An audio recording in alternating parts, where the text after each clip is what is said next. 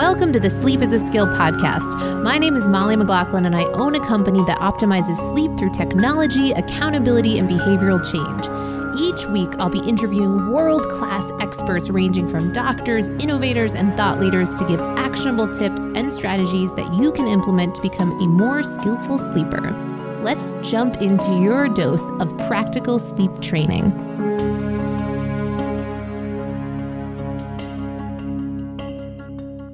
Welcome to the Sleep is a Skill podcast. My guest today is Nick Coetzee, and he is the founder of Mychondria.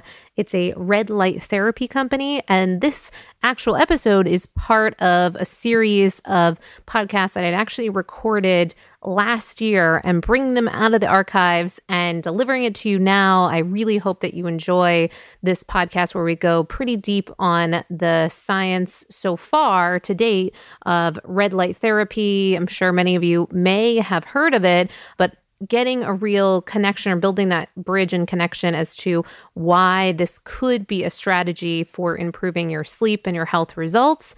But a little bit more about Nick. He studied and received his bachelor's in sports science and his bachelor's and honors in biokinetics, and is the founder of Mychondria. He is someone that you should definitely follow on social media, giving out lots of different information, clearly very passionate on this topic of how your light environment can affect your health. Certainly, we speak a lot on this podcast about circadian rhythm optimization, and Nick has really made that part of his life's work is to really help not only others understand that, but also live that himself, and kind of that bi-directional relationship of teaching that and making sure that his life is aligned with that as well. So I think you're going to really enjoy and hear his passion on this podcast. And of course, if you do have any sort of questions around some of the information that we got into, don't hesitate to head on over to sleepisaskill.com. You can see the show notes for this podcast. You can also see it on whatever platform you're listening to.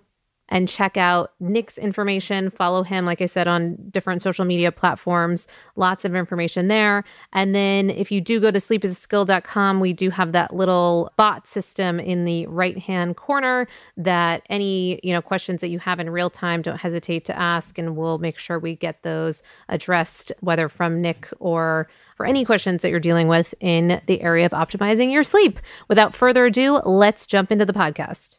All right, you all, I'm so excited to announce our new sponsor, Soul CBD. When I was at my lowest point dealing with my insomnia, CBD was one of the key compounds that I leaned into to combat my crippling anxiety, calm my nervous system, and support my journey to entrain my circadian rhythm. But of all the brands out there, where can you go that you can have a strong trust in their quality? Well, Soul CBD is completely THC-free, organically farmed, gluten-free, and third-party tested for toxins. And bonus, the company is created by a brother and sister duo who have both made wellness their mission in life. And I'm good friends with Angie Lee, their co-founder, so I've seen her commitment to health and sleep behind the scenes, and she really walks her talk. Now, one of the things that is great about Soul is that they aim to help create rituals around your CBD use, and sleep and rituals are best friends. For instance, I love that Soul CBD supports a nighttime bath routine with their CBD bath bombs, which help to combat stress, soothe aching muscles with a mix of CBD essential oils and dead sea salts. Another ritual that we aim to cultivate in the realm of sleep optimization is circadian rhythm intermittent fasting, which is really all about eating your meals between sunrise and sunset. And Soul CBD has very popular gummies that can serve as a nighttime dessert or treat to look forward to without caving to ice cream. Nice alternative.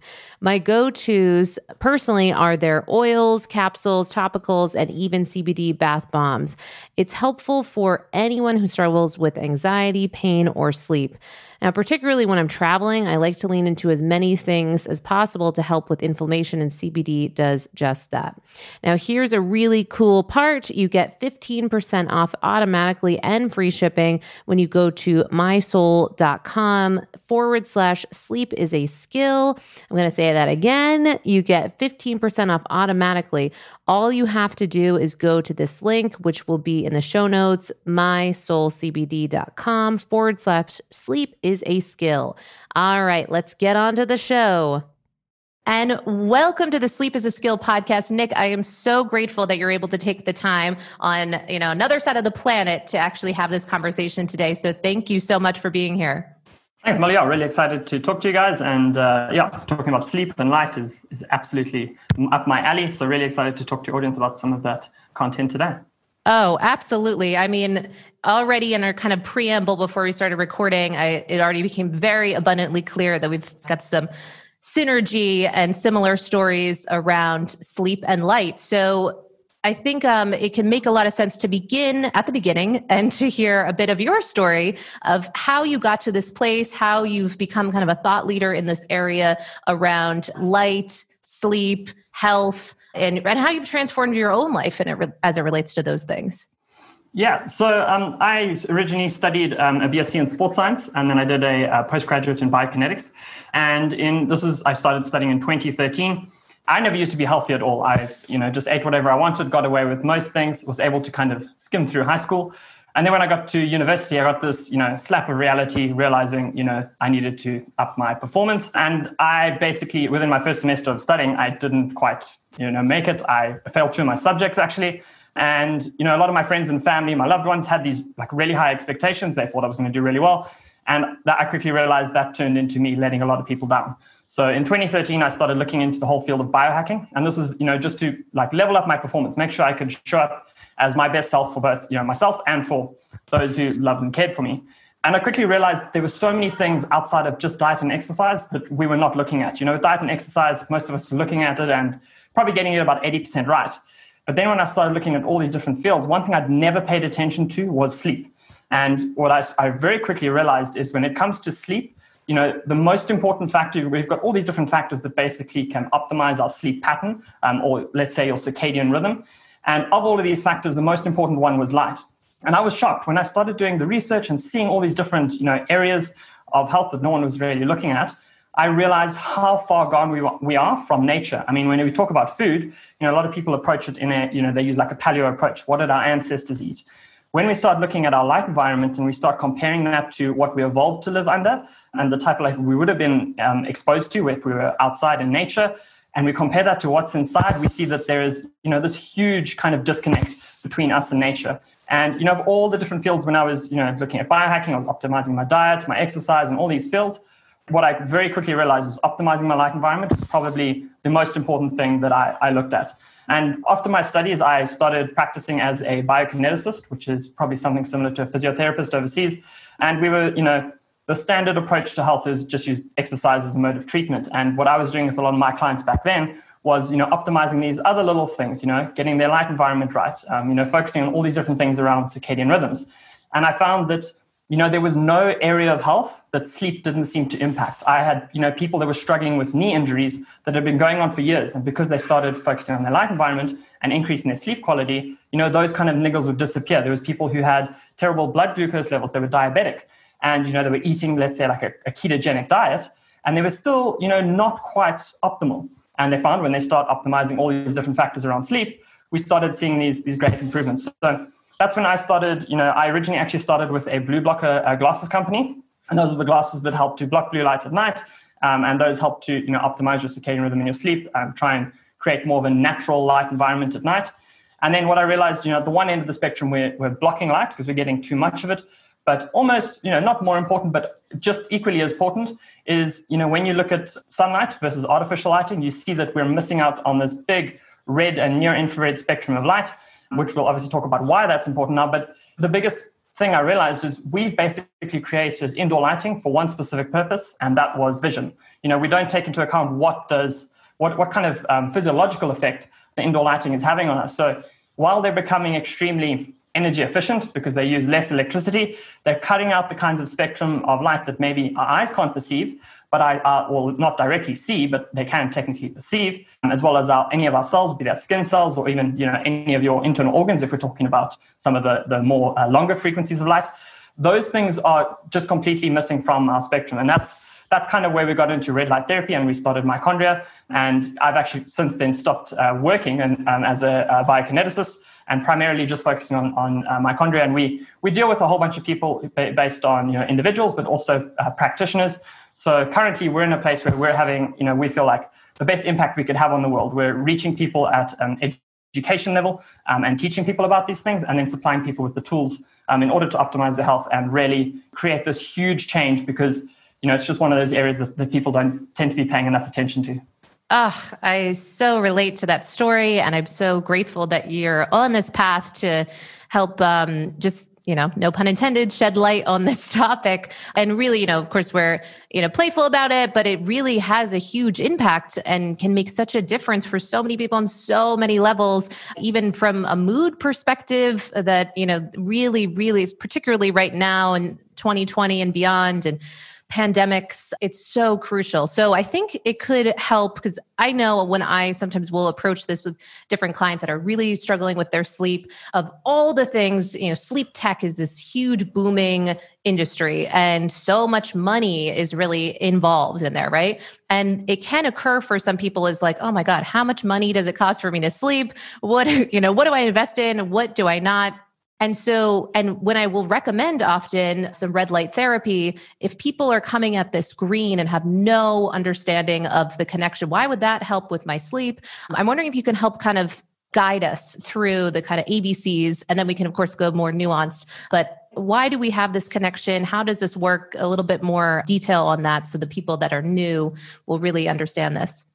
Yeah, so there's two kind of mechanisms, or two ways that red light therapy can help with your sleep quality. The very first one, I'll quickly just explain the basics of red light therapy. So when we were outside in nature, we would have been exposed to a wide spectrum of light.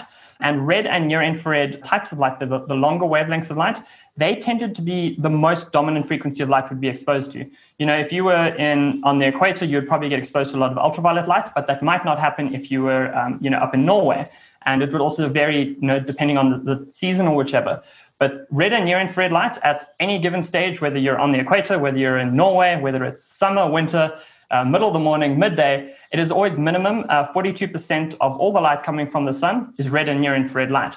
So what our cells have basically done is they've decided, okay, well, this is the most dominant frequency of light. So why don't we use this type of light in order to make energy? So I'm sure most people have heard of the mitochondria. That's just a little powerhouse within each and every one of your cells. And these mitochondria use red and near infrared light to make energy. It's very similar to if you could picture a hydro station and you have flowing water, and that spins a turbine in order to generate electricity. It's very similar within your cells. They take red and near infrared light, and that literally spins a turbine, which helps the cell to make more energy or more ATP. And that mechanism is really important to understand, because when you look in the scientific literature, we're seeing such a wide range of benefits with red light therapy. It almost seems like it's too good to be true. And the reason for that is because red and near infrared light is affecting you on such a cellular level, whether that is a skin cell, a muscle cell, or even a liver cell. If that cell has more energy, obviously you can expect that it's going to be able to perform its function better. It's like if you had a doctor, an engineer, and an elite athlete, and you gave each of those three people more energy, they'd be able to perform their specific functions better. And that's exactly what we see with red light therapy, as you see, such a wide range of benefits, from decreased inflammation, improved sleep quality, improved hair growth. We see all these benefits. And when it comes to sleep, as I said, there's two different mechanisms. The first one is that because each of our cells within our bodies have more energy, systemically, we're going to be able to, let's say, deal with anything. Let's say it's inflammation or some kind of hormonal imbalance. If our bodies systemically are in a better place, it means we're going to be able to function better. And that is often to do with lowering our inflammation levels. And that means lowering our cortisol levels. And as most people are aware, cortisol and your sleep hormone melatonin, they kind of go opposite to each other. So if you can deal with a lot of inflammation and just constant stress that your body's under, your cortisol levels will decrease. That helps your melatonin levels. There was actually a study, I think it was about 3 years ago, where they took a whole bunch of female basketball players and they did whole body red light therapy every single day for 14 days. And at the end of that time, they noticed, everyone said that they had better sleep quality. But when they did some of the actual measurements, they found that when they were tracking all of these athletes' sleep, they were falling asleep 83% quicker. And their levels of melatonin were 75% higher after 2 weeks. Wow. Now, that's obvious. They speak about the mechanism in the study. And one of the ways they say is, decreasing that cortisol. and therefore, the antagonist or the other side, melatonin, is able to lift. That's going to improve your sleep quality and, all the benefits that come with improved sleep. The other mechanism is, as I spoke about earlier, blue light. When we used to make our blue blockers, blue light is really bad for you at night because it's the type of frequency of light that we would never be exposed to after sunset. During the daytime, you would get blue light from the sun, and our bodies have basically learned that whenever we receive blue light through our eyes or even onto our skin, that's a signal that it's daytime. So what we're doing at night now is we're being exposed to artificial light. We switch these things on after sunset, and we're constantly giving our brains this daytime signal. And as a result of that, we're increasing our cortisol levels again. That's natural for daytime. And we're suppressing our melatonin levels, which is really important for sleep. Also a very powerful antioxidant. So where some people will see, what you will get is benefits from using red light therapy as a session. But even at nighttime now, you can see my entire environment here is red, just after sunset now. So instead of switching on artificial lighting, I've got my screen is already set. I've got a Iris software, IRIS, and that filters out all the blue light from my screen. And then I've got, instead of using, the artificial lighting above my head, I'm using red light here so that it's not giving me that stimulatory effect that you would get from blue light, because red light would actually be, to some degree, a natural. We would be exposed to it a little bit after sunset. We'd be exposed to it in the form of like fires. Those have red and near infrared light. But even in contact with another human body, the way that we receive heat from another human body is near infrared light. So our bodies have, very cleverly learned this type of light is not the kind of light that signals daytime. We'll use blue light for that.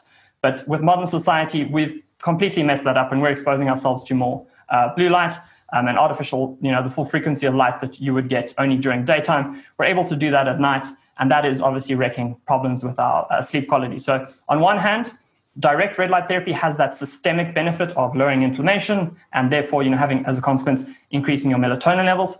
But on the other side, if you can use it as a lighting source, especially if you have LED lights, they're really durable. You can use those as a light source at night. And then, you don't need to worry that the lighting in your house or anything like that is going to be causing that cortisol spike and melatonin drop and obviously impacting your sleep quality. Wow. Oh my goodness. I hadn't heard of that basketball study. That's awesome. Lots of great information there. So assuming for many people that are listening, really keen on, of course, improving their sleep, whether it's, just really dismal total sleep, or they're getting what other people might think of as, pretty decent sleep numbers, but they want to take it to that next level, that we would assume that after hearing all that you've shared about that, there's some interest around red light therapy. So then if there's an interest, what I've heard from other clients is like, okay, where do I even begin? Once you start going into, you start Googling red light therapy, there's a lot of numbers of, how do we make sense around the output of this red light therapy, concerns around flicker rate, time of when we use it. Is it only for the evenings, or do we want to bring that in throughout the day? Do we use it to combat our, computer use? Do we not do that? Like kind of just the, with your expertise, the guidance for people of then, okay, so I'm interested. How would this look for me in my life?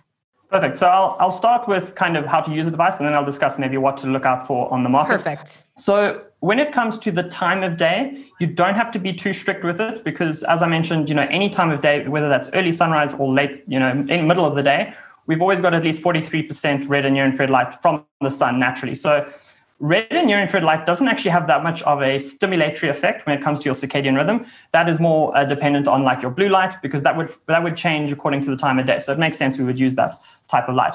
When it comes to like doing a specific session, we often, our clients always recommend like start of the morning is a really good idea. It is when you would get the most red and near infrared light from the sun. And it also kind of, helps to offset any artificial blue light that you would be exposed to later in the day if you're working in an office or something like that. But if you can't do it in that time, it's not the end of the world. Any time of day does tend to be not going to have any kind of consequence to if you're doing it the wrong time of day. With that said, we do have some customers, and this is from anecdotal experience. We do have some people who find that the light is quite stimulating before bed. And what we've put this down to is it's less to do with the color of the light and more to do with the intensity. Red light therapy is using a really bright light in order to deliver you, this therapeutic dose in a relatively short time period. So if you're doing a treatment on your face and you've got your eyes closed, you're still going to see a really bright light. Even though it's red and it has less of a stimulatory effect than if, say, it was blue light, it still can have, that cognitively stimulating effect late at night. Most people don't find it an impact at all. Some people do find a lot of it is just to do with the intensity of light. When it comes to choosing a device, so it's the wild, wild west out there. There are so many different devices on the market, and at such a wide price range, it can be quite hard to decipher, what's really a good red light therapy device and what's just a party light that's going to, light up your room. If you look in the scientific literature, they're not using just a red light bulb. They're using specific LED lights or even lasers in the scientific research. So a couple of things that you can look out for. One of them is the light intensity, which you mentioned, and it's also known as the irradiance. And that is literally just a measurement of the amount of energy that the light is delivering to you. It's measured in milliwatts per centimeter squared. And when it comes to the light intensity, what actually tends to be more important than the actual amount that the company would be telling you is that they tell you how far away from the device they were. Because if you want to start, you can use general guidelines, but if you want to, as a biohacker, you really want to dial in your red light therapy sessions for specific benefits, then you can start looking at the scientific research and figuring out what dosage or protocol they used. And if you want to do that, you need to make sure that you can get the right specification. So a lot of companies will say, this is our device, it's 100 milliwatts per centimeter squared, and that's all the information they give you. But what they tend to do is they take this measurement right up against the device. So you don't know when you're 6, 12, 18 inches away from the device, you don't know what that light intensity is because it tends to decrease as you get further away. So for full transparency, normally 100 milliwatts per centimeter squared is like a good light intensity or radiance to look at. But more important than that, make sure that you're choosing a device that is, completely transparent with its specifications and tells you how far away they were from the device when they took that specific measurement. The other thing you mentioned was flicker. And for those of you who don't know, our electricity grid is on an alternating current. So that means it switches on and off at a really high rate. So it's either 50 hertz or 60 hertz, depending on where in the world you are. But what this basically means is that especially with LED lights, they flicker on and off at a really high rate, but it's not necessarily perceivable by your eye. If you had to take your phone and record a slow motion video of an LED light in your house, chances are that light will switch on and off in the slow motion video and you'll see it flickering on and off. Now, just because your eyes can't perceive it doesn't mean it doesn't have some kind of effect on your brain. There's a lot of research out there that is now showing that a flickering light can actually have, like this stress response on your brain, and it can lead to things like tension headaches. So if you're using a quality red light therapy device, obviously you want to make sure you're taking 3 steps forward and you're not taking 1 step back because there's kind of an impact from the flickering light. The other one you mentioned was EMFs, electromagnetic fields. For those of you who don't know, we get natural electromagnetic fields like we would get from the earth. If you were into grounding or something like that, it's magnetism that you would get from the earth and completely natural.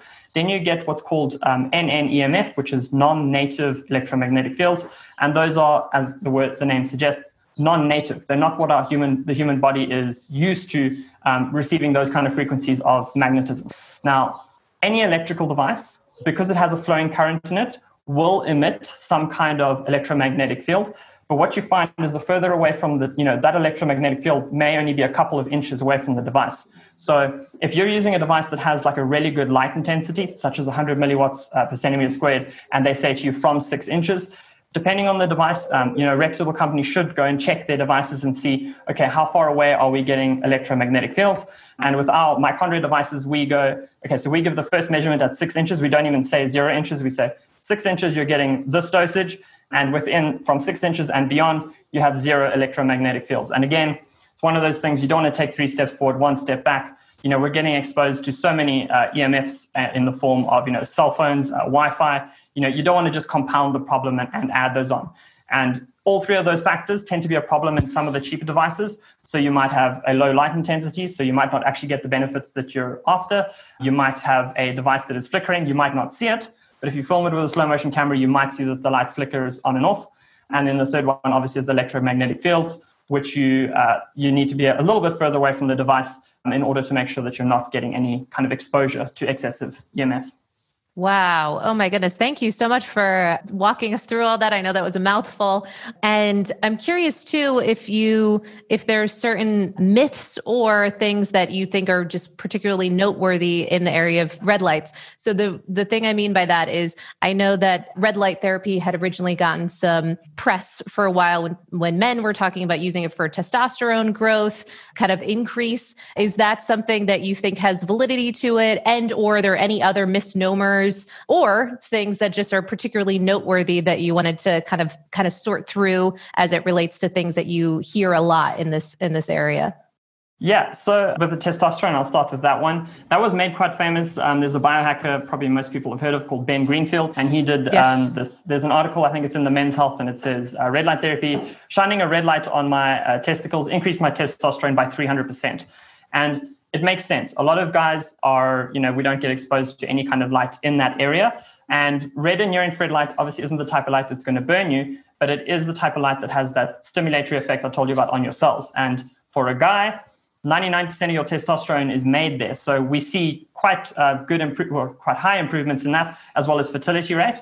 And when I just started out doing red light therapy, I had one of the guys I partnered with, he was actually having some testosterone issues. So we said, okay, well, let's give this a go. So this is just an anecdotal response, sure. But it was really great for us to see, to test our products out. And when we started this, I was still working as a biokineticist, and we were in a medical practice that had, a whole bunch of different people. We had physiotherapists, we had massage therapists, and we also had a sports physician. And he actually specialized in testosterone replacement. So we did a baseline testing, and we got, this is my friend's baseline testing of his testosterone, and he was definitely on the low side. I forget the metrics. It was about 10 something, I think milligrams per liter units. I think that was the unit. It was 10. And what he did then is once a day for 10 minutes, he would use the red light, shine them at his testes. And then after 2 weeks, we did a retest. And what we saw is that his values went up. It was up to 17 point something. So he'd seen a 70% increase in testosterone. And the physician that we were, who did all our testing for us, he didn't play too much of a part in it. We just said, do a test for us. That's all we wanted you to do. Right. He said he wouldn't have been able to get that drastic of an improvement, even if he'd been injecting testosterone. His body wouldn't have taken it up that quickly if it was an exogenous form of testosterone. So that was really great. We saw, that was just kind of putting faith in the product and what we're doing. And there's been a lot of guys, there isn't a lot of research directly to do with testosterone. There's a lot of research to do with fertility. I think there's a lot of ethics issues around trying to get people to shine a light in that area. But if you go into like the biohacking kind of groups and that and communities, there's a lot of guys who are saying, they see improvements when they do their blood work. We've actually got a customer who's just done some blood work and is promising me some values in the next few weeks. And anecdotally, also what a lot of people say is they notice, especially as a man, they kind of feel the effects of what it would be like to have more testosterone. So they say all of a sudden they have a little bit more muscle definition, or their mood is better, their libido is better. So even if someone doesn't go and get the lab work done, a lot of people say, anecdotally, again, I'm saying here, but they say, this feels like what you would expect if you were getting an increase in testosterone. Wow, how are there not more studies on this? This seems like this would be a very exciting area for a big half of our population. Yeah. That's amazing. And then you asked, I remember I had something, you said something that is a bit of a nuance or something that's, maybe a myth or something about red light therapy. Sure. What's very interesting is one of the most common questions we get is, will red light therapy help to increase my vitamin D levels? And the direct answer is no. Red light therapy, or red and near infrared light, is not responsible for making vitamin D. You actually require ultraviolet light, and that needs to come into contact with your skin. And in your skin, your body then converts cholesterol into vitamin D. Indirectly, however, where there's a lot of research that shows that red and near infrared light is able to improve your ability to actually absorb ultraviolet light. And this actually makes sense even if you look at nature. If we had a sunrise in the early morning, we would, because the sun is in the horizon, it has further to travel before it gets to us. And as a consequence, we don't see the shorter wavelengths of light, such as ultraviolet light, and we get a really high concentration of red and near infrared light. So in the early morning, if you're outside and getting exposed to that type of light, it basically warns your skin cells. It's like, okay, today, the sun's coming just now, start preparing for that. So your body starts upregulating or activating melanin in your skin, which is one of the pigments that helps to prevent sunburn. And as a consequence, you start seeing when you do go out later in the day, then exposure to ultraviolet light has less of a negative side effect. Obviously, overdoing it with ultraviolet light can have its negative side effects, but you do need to have a healthy dose of it. So a lot of people ask this question, and it's, yes, it helps facilitate it, because there's research where, they literally take, there's one study where one person, 2 legs, as most humans are, and they apply red light therapy to one of their legs. And then 10 minutes later, they exposed both of the legs to ultraviolet light. And what you find is that the leg that was exposed to red and near infrared light has significantly less sunburn or red light damage even like 24, 48 hours after the incident of ultraviolet light. So if you are someone who finds that you're burning every time you go outside in the sun, red light therapy can be a really great tool in order to help prepare your skin and build up your solar callus, so that when you do go outside in, let's say later in the day, then, you can be a little bit more safe. And obviously then you might not have to use as much sunscreen, which we don't need to talk about too much, but obviously there's risks you're taking if you're using a lot of chemicals on your skin, and you're then also blocking out some of the healthier wavelengths of light that you should be getting in. Oh, I'm so glad you touched on the vitamin D topic, and also helped to educate, because there's so many people that I'll speak with when making the argument that so much of getting great sleep involves our connection to nature and to being outside more regularly than certainly the average person might be nowadays. So the fact that you illustrated that, it can also create a new relationship for many people with the sun. There's many kind of a past-based way of looking at how we interact with that many people, I might be working with people 65 and older, and they've spent so much of their life layering up in sunscreen. And so what you're speaking to is really revolutionary for a lot of people around prioritizing that time in that infrared exposure, getting that infrared exposure so that it can actually help make a difference and prime you to handle the sun and get all the benefits of the sun in such a powerful and very important way as it relates to sleep. So thank you for illustrating that.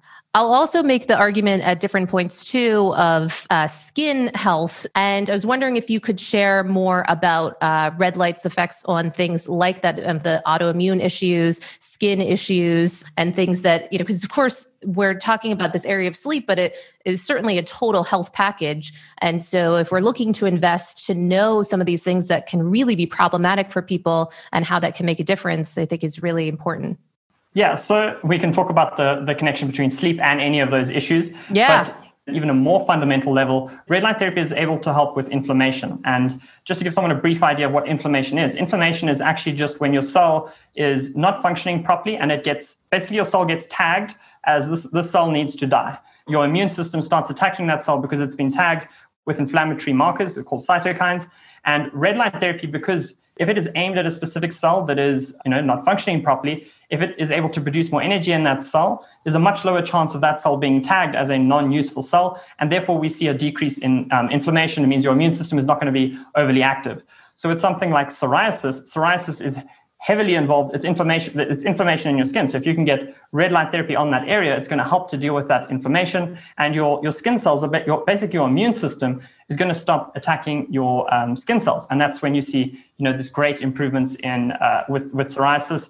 Autoimmune conditions, again, autoimmunity is your own immune system attacking yourself. That is, again, inflammation. So it is another mechanism where red light therapy is not going to cure Lyme disease or any kind of autoimmune condition, but it can definitely decrease the symptoms and help you. I mean, whichever kind of autoimmune disease, I always invite people, because it always seems too good to be true. Go into a scientific database, something like PubMed, and type in red light therapy and whatever you want to put in. And chances are 99% of the time, you're probably going to see some kind of correlation between red light therapy and some disease. Because there's always, because of how it works on such a fundamental level, we see, such a wide range of benefits, as I mentioned earlier. One thing, if you don't mind, I just wanted to add in, you were talking about getting natural light exposure and sleep. Again, I just wanted to add that, sunscreen, that's one thing. Another thing is sunglasses. A lot of people are wearing sunglasses every time they go outside. And what most people don't realize is that, yes, at night, it's really important to block blue light so that you can increase your melatonin. But when we look at where melatonin comes from, what actually happens is ultraviolet A, it's a type of ultraviolet light. It's not as harsh as your UVB light, but ultraviolet A light, when that goes through your eye, that converts tryptophan into serotonin, which is one of your feel-good kind of neurotransmitters. And at nighttime, in the presence of darkness, which is when you should be blocking your blue light, your body then converts serotonin into melatonin. So if you're just blocking artificial light at night, but you're not actually getting outside during the daytime, you're not going to see as great an impact as if you were getting outside during the day, build up those serotonin levels, and then at nighttime, in the presence of darkness, that'll get converted into melatonin. So just my extra piece on there is, don't always wear your sunglasses outside. It is completely natural for the human eye to be exposed to a certain amount of light. Obviously, when you first go outside, use common sense and don't stare directly at the sun. Most of us are so conditioned to being inside that going outside is, often too bright. But it's definitely one of those things I've noticed with myself, my family, and all of our customers basically have always said, either through red light therapy or just getting outside more, they quickly notice that kind of glare effect that happens when they're outside tends to disappear after a while as you kind of get more used to natural light that you would be exposed to instead of just indoor lighting. Oh yeah, such a good call out. That was one of the biggest behavioral change elements for myself. I wouldn't go anywhere without sunglasses for so much of my life, and to finally put them aside was like a big deal. And I'm so glad you called that up because it's so impactful. And so much of these things, it can occur as a lot for people in the beginning.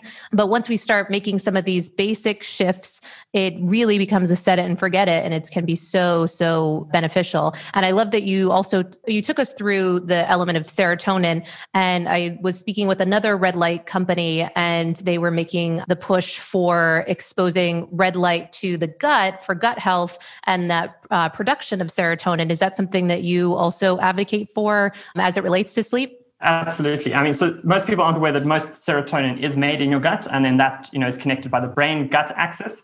And red and near-infrared light is able to penetrate 15, 20 centimeters into our tissue, so it can actually get to your gut.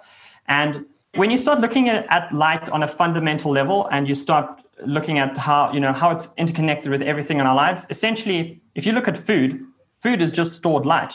We are getting energy from the sun that is being absorbed by plants. They're turning, plants are growing. And whether you're eating a plant or whether an animal eats that plant, indirectly, you're getting some form of light. Light is a fundamental mechanism of energy transfer within humans. Now, this is very interesting. There's a guy called Dr. Jack Kruse, who's he's an extreme guru in the whole light and circadian rhythm industry. And he was talking about, we have receptors for light. We have them on our eye. We have them in our skin. And the other place that we have it is on the endothelial lining within our stomachs.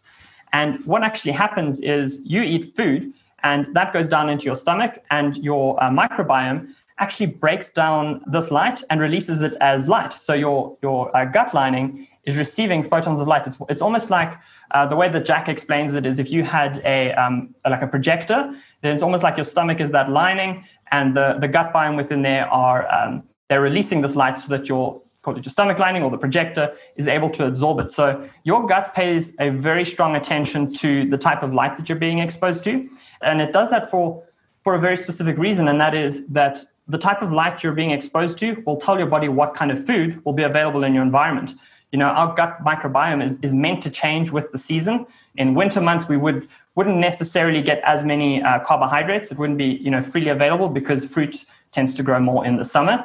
Whereas in summer, obviously, then we get more ultraviolet light, more stronger light cycles. The environment produces more ultraviolet light produces more carbohydrates. Therefore, our gut biome actually changes its composition in order to prepare for the type of food that we'd be exposed to. And there's a very interesting study that Jack also actually referenced was they studied, it was with, I think it was the Hasda tribe in, I think it's Tanzania. And what they noticed is that their microbiome was changing so much across the different seasons. And what they basically were figuring out is it's not necessarily the type of food that you eat doesn't have that much, or does have some kind of impact on your microbiome. But even more importantly than that, your light environment tends to almost be a stronger changer of your gut biome. And at first this doesn't seem to make sense. But if you think about what would happen in nature, in summer months we would have lots, really strong light cycles and ultraviolet light. But then as the fall starts happening and we start getting shorter light cycles, the best thing that we can do for winter is to start storing a little bit of fat.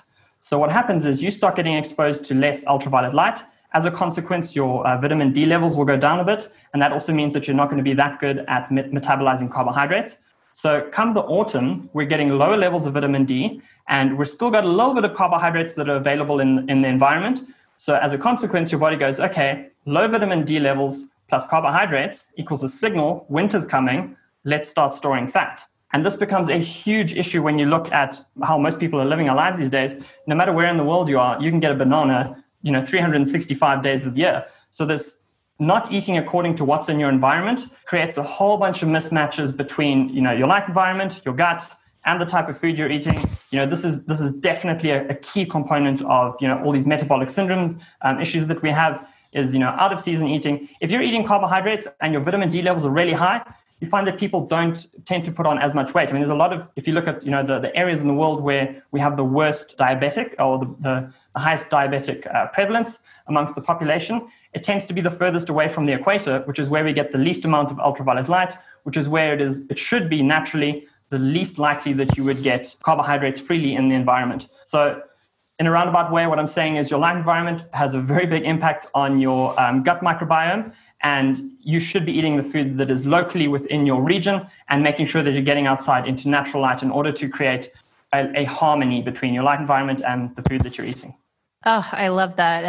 And yeah, I'm so glad you acknowledged Jack Kruse, really just paramount in what he's teaching for so many people, and spreading also this passion around this area. And certainly even in your speaking, the passion is evident. And in that vein, what would you just say is some of the ways that your life itself looks different now that you've, really indoctrinated this way of looking at the world, at your environment, its impact on your health? I know that's a big question, but are there some kind of key takeaways? Things like, not wearing sunglasses, getting outside at certain times, all of these things can be a big, big shift for people. Are there other things that you're doing as it relates to where you choose to live or how you choose to live your life that have really made a big impact on you?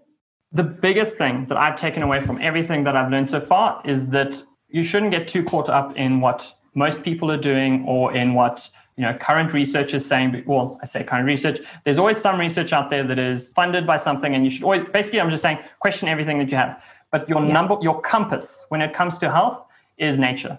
What would we have been exposed to in nature? And I always look back and I kick myself, and I'm like, how did I believe that the sunlight was bad for me, but I didn't have to do anything about indoor lighting? If you start wearing blue blockers inside, people think you're crazy. But then at the end of the day, you're like, hold on a second, we evolved under the sun, yet now we're getting exposed to unnatural artificial light. I'm protecting myself from that, but you think I'm crazy because I'm going out in natural light.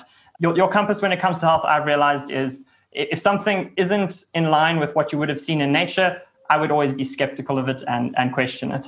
I love that. And it's so refreshing during a time of, 2020 pandemics, staying inside, pushing us all, to be even more disconnected from nature as kind of a social narrative. So I appreciate more and more people that are standing up and really helping to share what's possible as far as our health and, the transformations that you've seen for yourself and for the people that you work with. It's so, so important. So how can people learn more about you? And of course, you've dedicated your life to creating these products around helping people in this area. How can they learn more, follow you, all the things? So on social media, on Instagram is probably the best place to follow our company. So it's at Mychondria, that's Mychondria. But then on Facebook, we've got a really awesome group. It's called Circadian Warriors. And it's not just about light, it's anything to do with circadian rhythms. Obviously, the most important aspect when it comes to having a healthy circadian rhythm and optimizing your sleep is light. So predominantly we talk about light, but there's a lot of other factors that are spoken about there. On Instagram, I'm actually Circadian_warrior.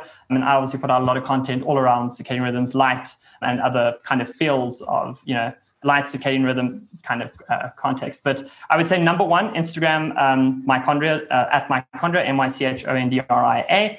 Otherwise, our website is Mychondria. If anyone wants to get like a free red light therapy guide, we do have, if you go to www.mychondria.com/2020, there's a link there where you can basically get a free PDF that just gives you an overarching view on red light therapy, including how to use it, the benefits, and what to look out for when choosing a device. Oh, that's awesome. Okay, we'll make sure to get all of that in the show notes too, so that you can just make sure you click through, get that information, so I know, because you gave so much value on this conversation, and then to be able to underscore it for people and see it in black and white will be helpful as well, because I know it's a lot to take in for a lot of people. So I just want to really thank you for the work that you're doing, for you're clearly living this, and just it stands for people as an example of what's possible. So I really appreciate what you're up to, and I can't wait to follow more between your company and the work you're putting out. It's very exciting. Thank you. And I really appreciate the opportunity to speak to your audience. Whenever it's something to do with sleep, it's a complete passion of mine. This doesn't feel like work. When it's talking to people about sleep, I feel like, when I'm walking down the street and I'm trying to talk to the general person, I can't be like, you need to fix your sleep.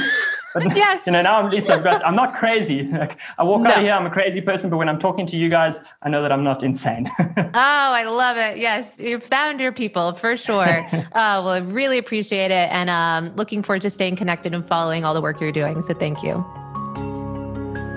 You've been listening to the Sleep is a Skill podcast, the #1 podcast for people who want to take their sleep skills to the next level.